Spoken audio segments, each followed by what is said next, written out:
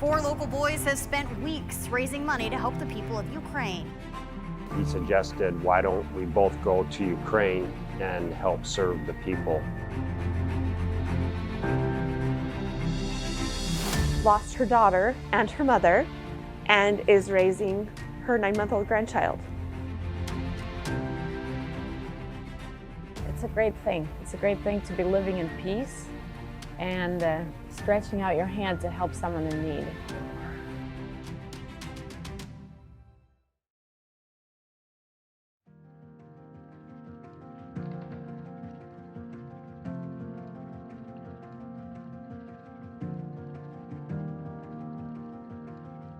My name is Lachlan Hackey. The way this all initially started was I needed a senior project for school in America, and I thought what better way than to help the people of Ukraine.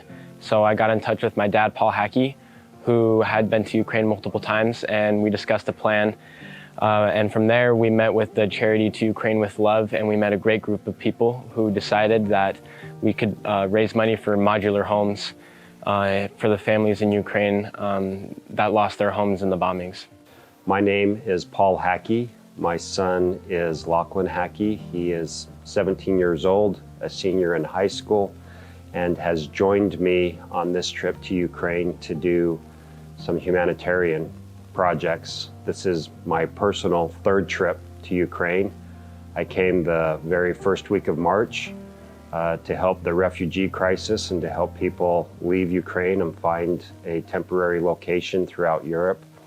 And then came again in May to help bring medical supplies, some military supplies, and to help in the humanitarian effort, and was here in Kyiv and Kharkiv, and went up to Chernihiv.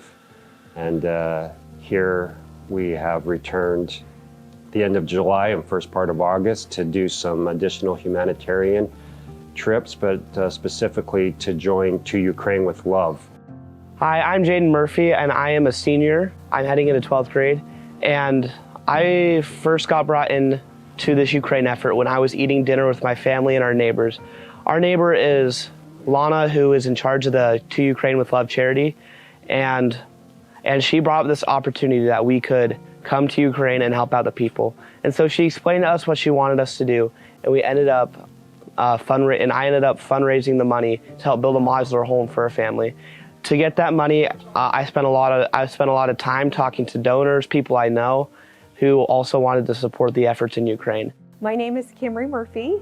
I am from Idaho Falls, Idaho, in the United States. I have 4 children. I have a 17-year-old son that will be a senior this year. I have a 14-year-old son that will be a freshman this year. And then I have identical twin daughters that are 11 years old. Hi, my name is Landon Murphy, and I'm 14, and I learned this project from my friend and his mom while we were eating dinner.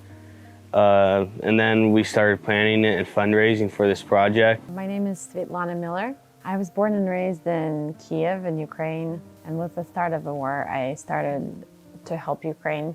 My heart was in Ukraine. It was really hard to combine 2 realities of peace and quiet back home, and looking at the phone and seeing destruction among my friends and family here in Ukraine. Hello, my name is Chase Miller. I'm 13 years old, and I came here today to help build these modular homes. I just saw how these families' houses, as you can see here, they got completely destroyed and they had everything taken from them, and I was just heartbroken, and I thought I needed to do something about it. So my name is Darren Miller. I'm Chase's dad, one of the boys who came over here to help out. I've been married to Svetlana for 15 years now. Been to Ukraine many times, and something that she feels passionate about, and I love to help. I like to see good things done in the world.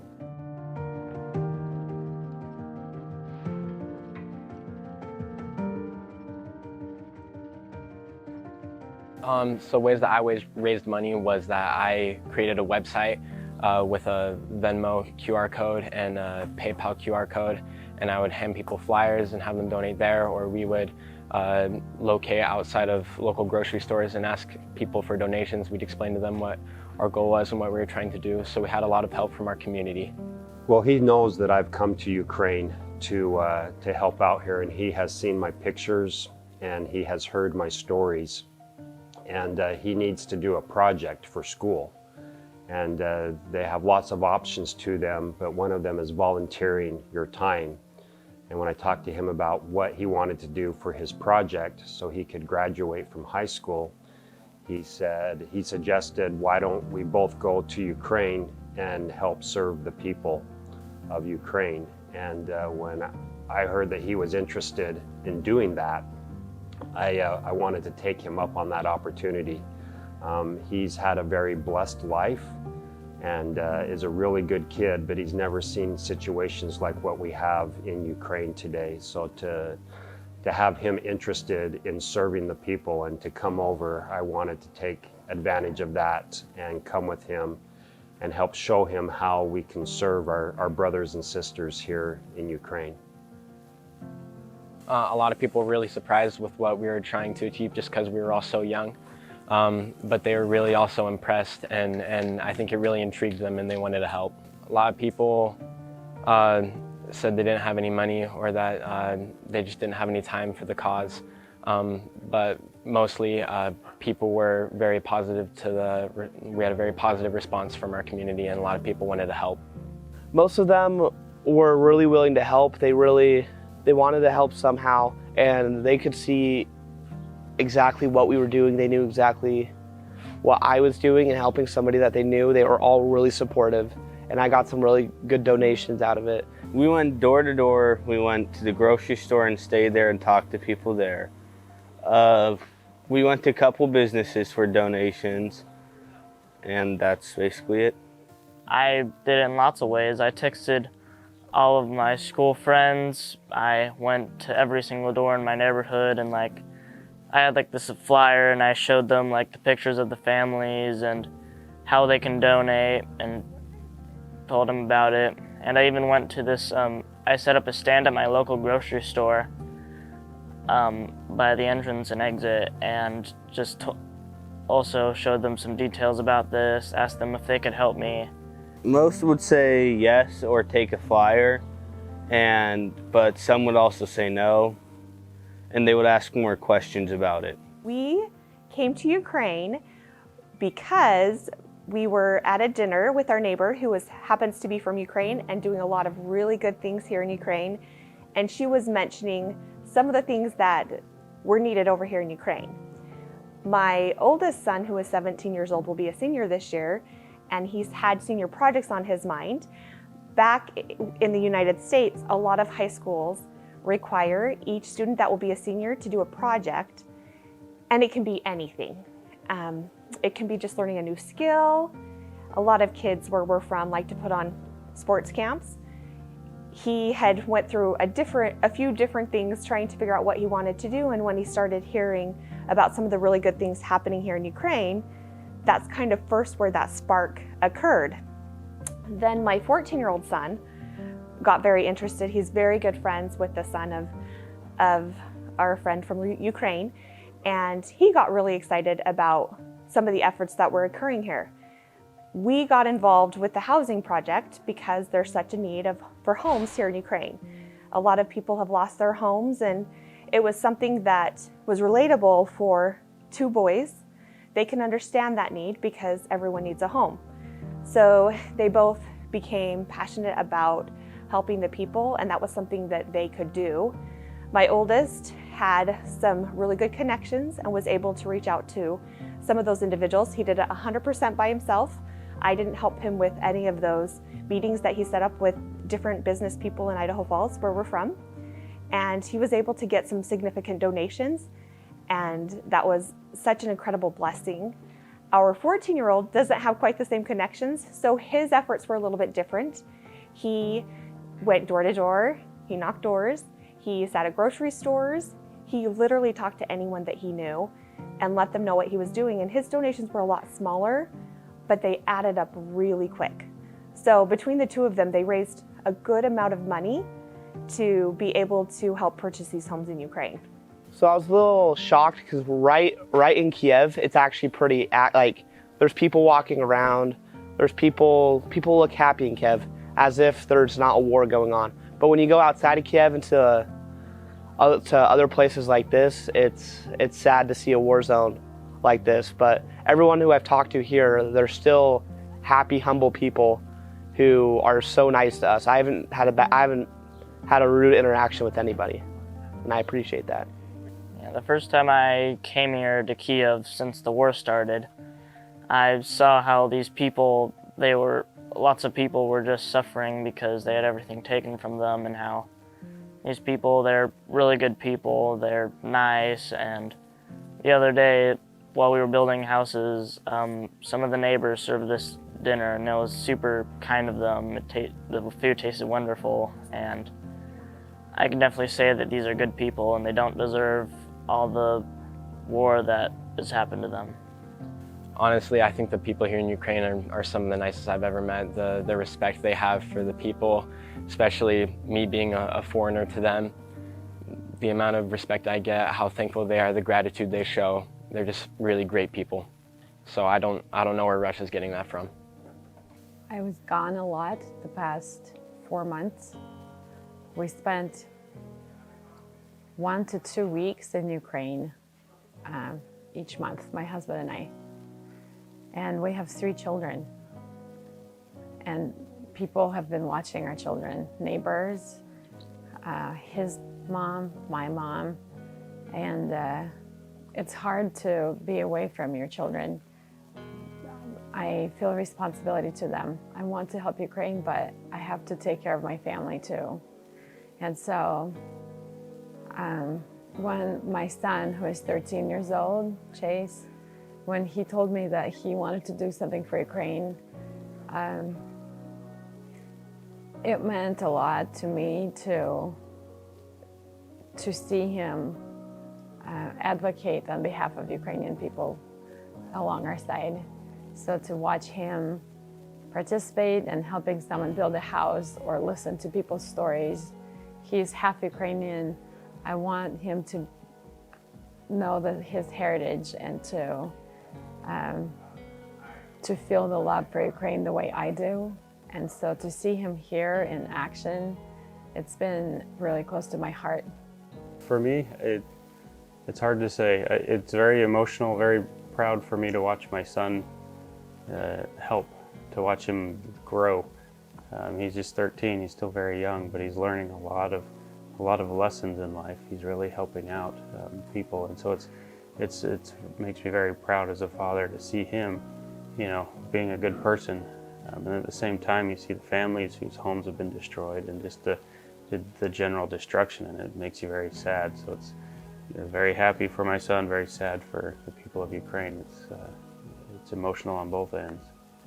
I would say the time I was most emotional, although there's been emotions, like good emotions, devastating emotions throughout the whole trip, was probably the families that chased us down because they had lost their homes and asked us to come see their devastation. When we first got here, we got to see the good.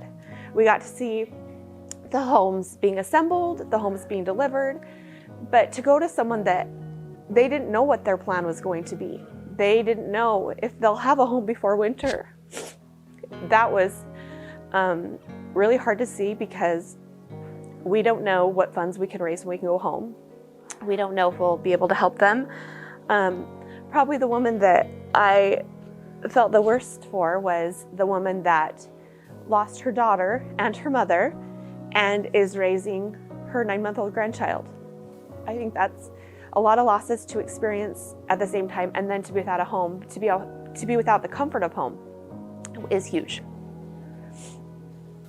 Oh, the most emotional moment of this trip is just to see the gratitude of the people who we are helping. They are so grateful, and it brings a lot of emotion to me to see their gratitude. People here have their lives completely destroyed. Everything they own destroyed. Homes, cars, all their possessions destroyed, and so they have nothing. And the people in Ukraine are incredibly humble.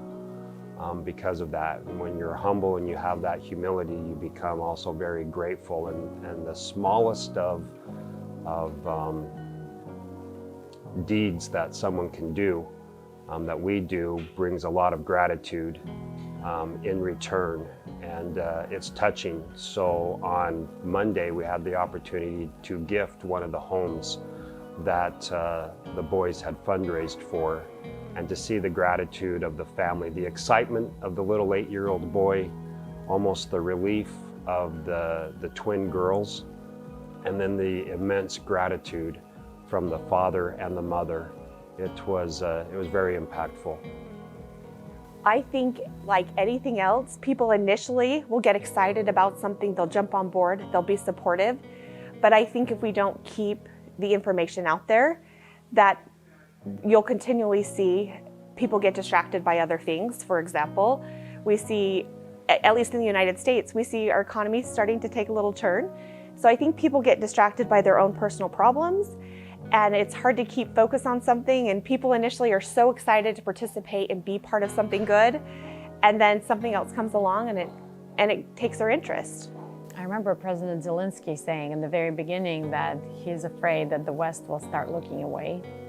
And this happened in 2014 as well. The world was so worried, but after, a month, it was like, okay, that's old news now. We have our own problems. So it's unfortunate. And I think with this project of houses and the children doing something big for someone else, it's my hope that we can bring Ukraine back on the news and show people that they don't have to look away. A lot of the people look away because they're tired of bad news. It's just so depressing what's happening to Ukraine. And as a young mom, somewhere in a small town in the United States, you feel like, oh, I can't watch this anymore. This is heartbreaking. There's nothing I can do about this. And so watching this is only going to depress me more. I better turn it off and watch something else, And so the news is kind of social media. People are not following as much. We used to have a lot more likes on our Facebook page, and then people are tired of bad news. And so with this project, I hope to bring Ukraine back on the news in the positive light. I hope that our message to people is you don't have to have a lot of money. You don't have to have political connections or connections to big companies or wealthy people. You don't have to be a professional fundraiser. You just have to give a little bit of your time if it's something that you have. And if you do, you can open up opportunities for Ukrainian people. If it's something that you want to do and you want to make a difference, it's a great thing. It's a great thing to be living in peace and stretching out your hand to help someone in need. I am worried also, because from my own experience, when the invasion first took place at the end of February, the entire world was watching and was interested in what was happening in Ukraine. And the entire world thought that Russia would quickly take over Ukraine. And then you saw the perseverance and the will and the dedication and the fight of the people of Ukraine to withstand the Russian attack.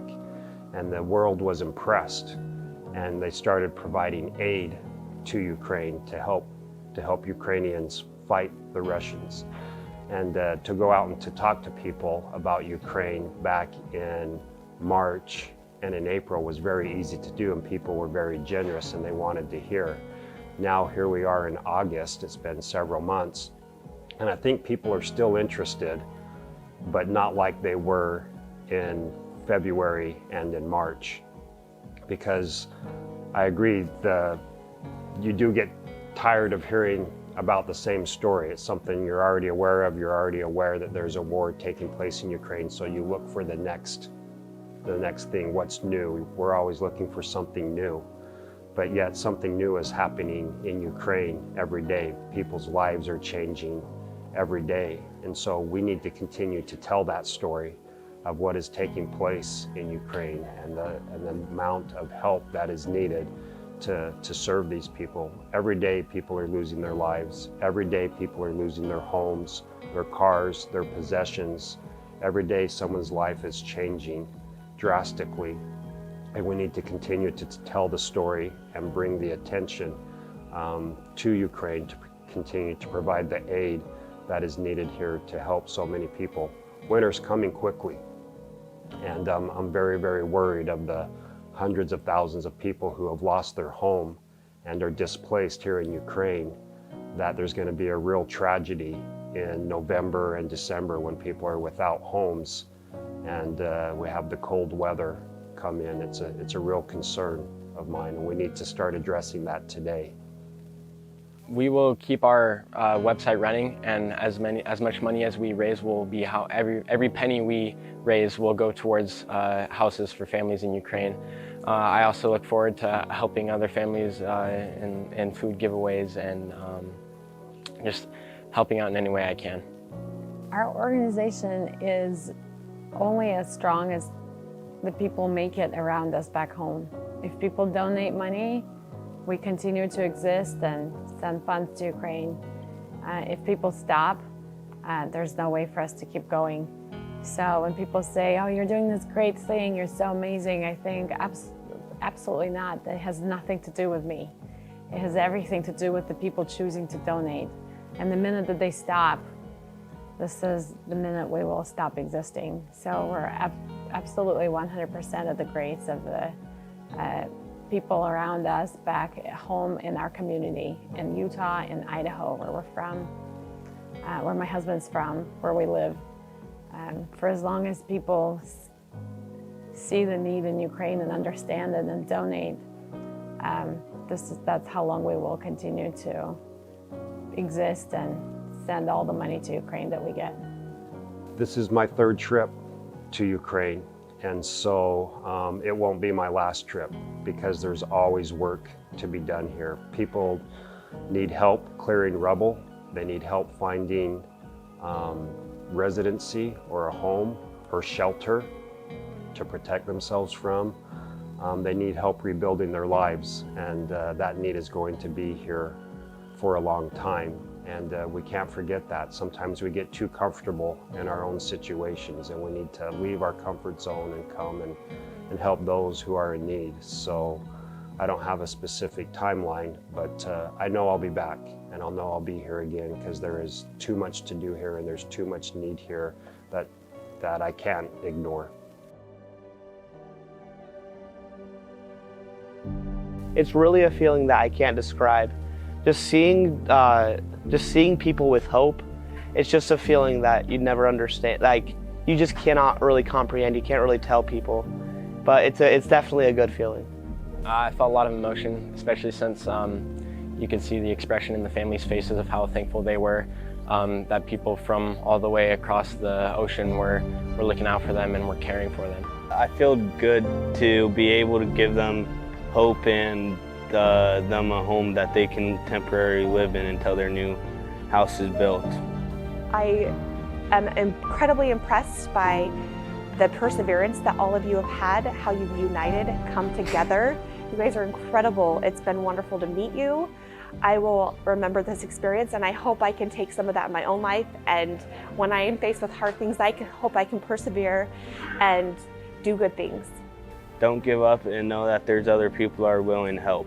The people of Ukraine, this is the good side. The Ukrainian side is awesome, and that I know that you can survive this war and that the world is here to help. We got a few up when we really helped people, and I know they've appreciated it. I know other people have gotten hope because of it. Keep fighting, keep the hope alive. Without hope, there's nothing you can do, and so that's why I'm here. I want to give you all hope.